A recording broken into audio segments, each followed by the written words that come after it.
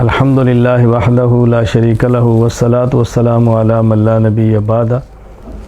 پارہ نمبر 30 سورۃ النبأ۔ اس صورت میں بطور خاص اللہ تعالیٰ نے قیامت کا ذکر فرمایا ہے، قیامت کی ہولناکیوں کا ذکر فرمایا ہے، اور اہل جنت کے لیے انعامات کا ذکر فرمایا ہے، قیامت کے دن کافر کی حسرت کا ذکر فرمایا ہے۔ سورۃ النازعات۔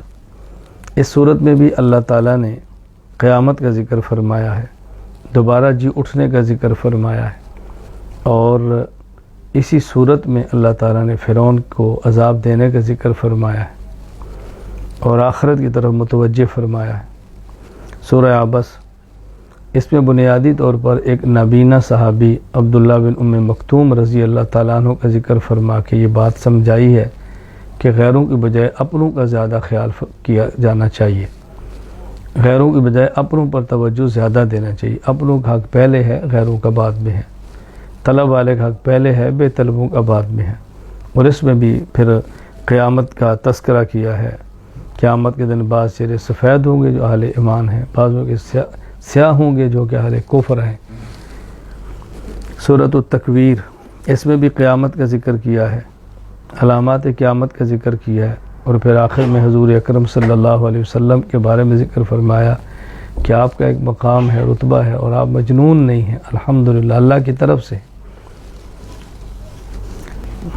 سورۃ الانفطار۔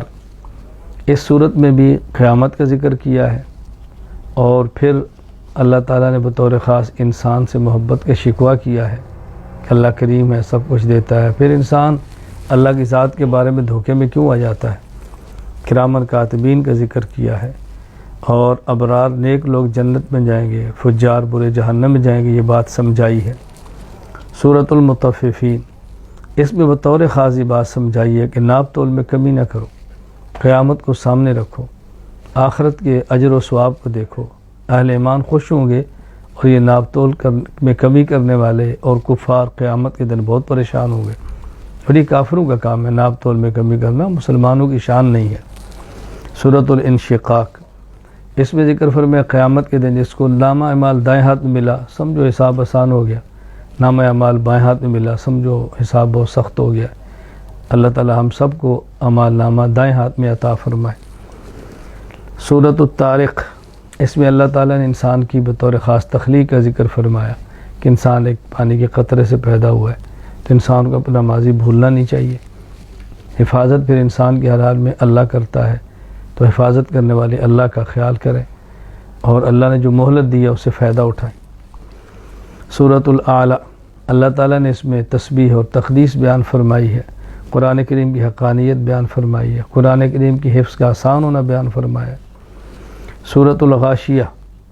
اس میں قیامت کا ذکر فرمایا، وحدانیت کے دلائل دیے ہیں، قدرت کے دلائل دیے ہیں، اور پھر یہ بات سمجھائی ہے کہ پیغمبر کے ذمہ بات کو سمجھانا ہے، پیغمبر کے ذمہ بات کو منوانا نہیں ہے۔ سورۃ الفجر۔ اس میں اللہ تعالیٰ نے بندوں کی آزمائش کا ذکر کیا، قیامت کی ہولناکی کا ذکر کیا، اور اپنے بندوں کے بارے میں فرمایا کہ اللہ تعالیٰ فرماتے ہیں یا ایتھا النفس المطمئنہ ارجعی الی ربک راضیۃ مرضیہ فادخلی فی عبادی وادخلی جنتی۔ اللہ کی جنت میں جانا ہے تو اللہ کے بندوں میں شامل ہو جاؤ، جہاں اللہ کے بندے جائیں گے وہاں اسی جنت میں اللہ تمہیں بھی بھیج دے گا۔ سورۃ البلد۔ رسول اللہ صلی اللہ علیہ وسلم کے پیارے شہر کی قسم اٹھا کر اللہ پاک نے یہ بات سمجھائی ہے کہ دیکھیں اچھے اعمال کا وزن بہت زیادہ ہے، برے اعمال کا کوئی وزن ہی نہیں ہے، تو اچھے اعمال کی کوشش کرو، ترغیب دی ہے۔ سورۃ الشمس۔ اس صورت میں اللہ تعالیٰ نے 11 قسمیں اٹھا کر یہ بات سمجھائی ہے کہ جو شخص تقوی اختیار کرے گا، اصلاح کرے گا، کامیاب ہوگا، جو تقوی اختیار نہیں کرے گا، اپنی اصلاح نہیں کرے گا، وہ شخص ناکام ہو جائے گا۔ سورۃ اللیل۔ اللہ تعالیٰ نے قسمیں اٹھا کر بات سمجھائی ہے کہ دیکھیں اچھائی کا راستہ اختیار کرو گے تو کامیابی، برائی کا راستہ اختیار کرو گے تو ناکامی۔ سخاوت انسان کو آگے لے جاتی ہے، بخل انسان کو پیچھے لے جاتا ہے، اور مخالفین کی تردید کی ہے میرے پیغمبر، اصل آخرت کی نعمتیں، آپ ان کی مخالفت کی پرواہ نہ کریں، بس آخرت کے کام میں لگے رہیں۔ سورۃ الضحیٰ۔ والضحیٰ واللیل اذا سجا۔ نبی کریم صلی اللہ علیہ وسلم سے محبت کا، اپنے راضی ہونے کا تذکرہ کرایا، کبھی ناراض نہ ہونے کا ذکر فرمایا، اور بطور خاص یہ 3 حکم دیے ہیں، مانگنے والے کا خیال کرو، یتیم کا خیال کرو، اور مانگنے والے کو ڈانٹو مت، جھڑکو مت، اللہ تعالیٰ جو نعمت عطا فرمائے اس کا تذکرہ کرو۔ سورۃ الانشراح حضور اکرم صلی اللہ علیہ وسلم کے مقام و مرتبہ کو بیان کیا ہے کہ اللہ نے حضور کی عظمت کو بڑھا دیا ہے، اور مصیبت اور تکلیف کا ذکر کیا ہے کہ اللہ جب تکلیف دیتے ہیں تو پھر اس کے بدلے میں 2 راحتیں بھی دیتے ہیں، اس کا بھی خیال کرو۔ صرف مصیبت نہ دیکھو، مصیبت پہ ملنے والی آسانیاں اور اجر اور ثواب کو بھی ذہن میں رکھا کرو۔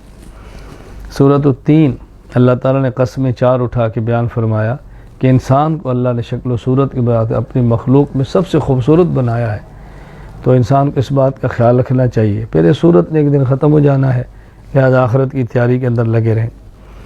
سورۃ العلق اللہ پاک نے یہ بات سمجھائی ہے، اور کہ اللہ تعالیٰ نے قلم کو کیسے پیدا فرمایا، قلم کس لیے بنایا، انسان کو کیسے بنایا، قلم کی عظمت کو بیان فرمایا، اور یہ بات سمجھائی ہے غرور اور سرکشی سے بچو، مال و دولت کی وجہ سے تکبر نہ کرو، بلکہ سجدہ کرو، اللہ کا قرب حاصل کرو۔ اللہ تعالیٰ عرضی سے اور سجدوں سے قرب دیتے ہیں۔ سورۃ القدر لیلۃ القدر کی عظمت کو بیان کیا کہ اس میں اللہ تعالیٰ نے قرآن کریم کو نازل فرمایا ہے۔ لوح محفوظ سے آسمان دنیا پر لیلۃ القدر میں قرآن کریم اترا ہے، تو لیلۃ القدر کی فضیلت کو بیان فرمایا کہ اس ایک رات کی عبادت 1000 مہینوں کی عبادت سے افضل ہے۔ سورۃ البینہ اس میں بتایا کہ مشرک ناکام ہوں گے، یہود و نصارہ نبی کو چھوڑ کر ناکام ہوں گے، اور یہ بات سمجھائی ہے کہ جو نیک اعمال کرتے ہیں اللہ ان سے راضی ہے۔ بطور خاص صحابہ کرام رضی اللہ تعالیٰ عنہ اجمعین کو یہ اللہ نے دنیا میں انعام دیا، رضی اللہ عنہم ورضوا عنہ، وہ اللہ سے راضی ہیں، اللہ ان سے راضی ہے۔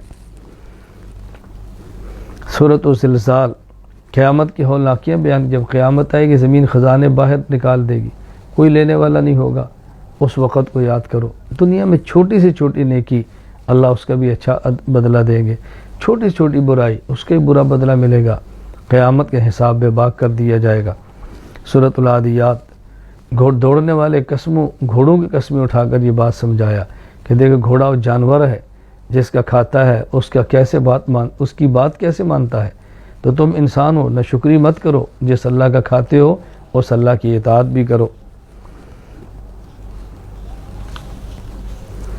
سورۃ القاریہ قیامت کا ذکر کیا، اور پھر یہ بات سمجھائی کہ جن کے اعمال نیک ہوں گے ان کا اعمال نامہ وزنی ہوگا، جن کے اعمال نامہ غلط ہوگا، گناہ زیادہ کی ہوں گے، ان کا اعمال نامہ بہت ہلکا ہو جائے گا، اور قیامت کے دن اعمال کو گھنا نہیں جائے گا، تولا جائے گا۔ نیک اعمال کرو اور اخلاص کے ساتھ کرو۔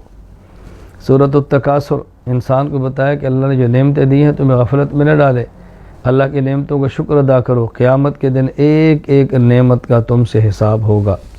سورۃ العصر اللہ تعالیٰ نے قسم اٹھا کر یہ بات سمجھائی ہے، کامیاب وہ شخص ہوگا جس کا عقیدہ ٹھیک ہو، اعمال سنت کے مطابق کرے، پھر صحیح عقیدہ نیک عمل کی دعوت دے، اگر اس دعوت پر کوئی مشکل آ جائے تو اس کو خندہ پیشانی سے برداشت کرے۔ سورۃ الہمزہ اس میں اللہ نے سمجھایا کہ مال گن گن کے رکھنا، بخل کرنا، چغل خوریاں کرنا، دوسروں کا مذاق اڑانا، تانے دینا، یہ انسان کو برباد کر دیتا ہے۔ سورۃ الفیل وہ واقعہ بیان کیا کہ جب ابرہہ لشکر لے کر آیا تھا کعبہ کو گرانے کے لیے، اللہ نے چھوٹے چھوٹے پرندے ابابیل بھیجے اور اس کے لشکر کو تباہ و برباد کر دیا۔ عبرت حاصل کرو، اللہ کے دین کو مٹانے کی بات نہ کرو، اللہ کے دین کی مدد کرو۔ سورۃ القریش اس میں یہ بات سمجھائی کہ دیکھو اللہ تعالیٰ تمہیں رزق بھی دیتا ہے، اللہ تعالیٰ تمہیں امن بھی دیتا ہے، اس اللہ کی عبادت کرو جو امن اور تمہیں رزق دیتا ہے۔ یہ بات سمجھائی اصل چیز تو عبادت ہے، اور عبادت کا ماحول بنتا ہے اچھی معیشت سے اور امن سے، لہذا ایسے حالات پیدا کرو کہ جس سے امن بھی ہو، معیشت بھی اچھی ہو، اور اللہ تعالیٰ کی عبادت کے اندر لگے رہو۔ امن اور معیشت سرکشی نہ کرو، اللہ کی نعمت سمجھ کر اللہ کے سامنے جھک جاؤ۔ سورۃ الماعون یہ بات سمجھائی ہے، بخل نہ کرو، نماز کی پابندی کرو، نماز میں غفلت نہ کرو، چھوٹی چھوٹی چیزیں کھانے پینے کی ہوتی ہیں یہ دیا کرو، اتنا بھی آدمی بخیل نہ ہو کہ چھوٹی چھوٹی چیزیں بھی روک کے رکھ لے۔ تو سخاوت کرو، بخل سے بچو، نمازوں کا اہتمام کرو، سستی سے بچو۔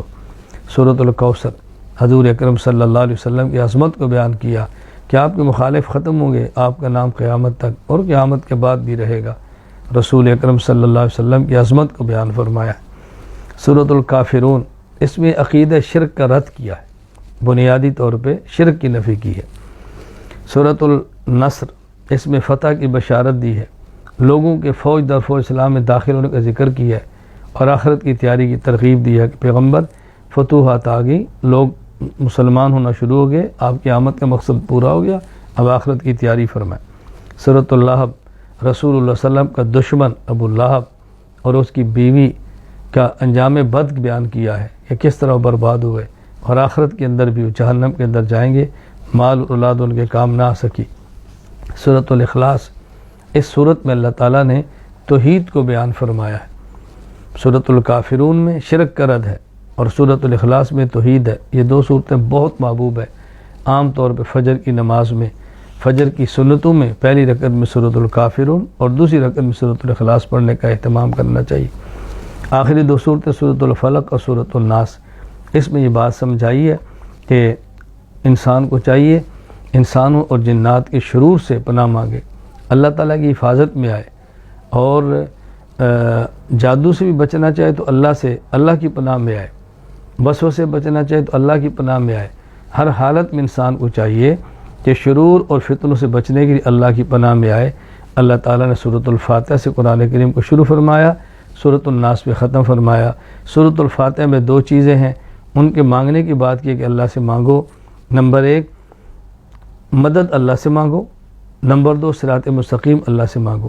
مدد مل گئی، دنیا میں غالب آ گئے، صراط مستقیم مل گیا تو آخرت ٹھیک ہو گئی۔ اور آخری دو صورت میں سورۃ الفلق، سورۃ الناس میں بات بتائی، دو چیزوں سے بچو، مخلوقات کے شر سے دنیاوی معاملات میں، اور وسوسہ ڈالنے والوں کے شر سے دینی معاملات میں۔ دنیاوی معاملات میں مخلوق کے شر سے بچ کے تو دنیا بہتر ہوگی، وسوسہ ڈالنے والوں کے شر سے بچ کے دینی معاملات میں تو آخرت ٹھیک ہوگی۔ اللہ تعالی ہم سب کی دنیا اور آخرت سنوار دے۔ وآخر دعوانا ان الحمد للہ رب العالمین۔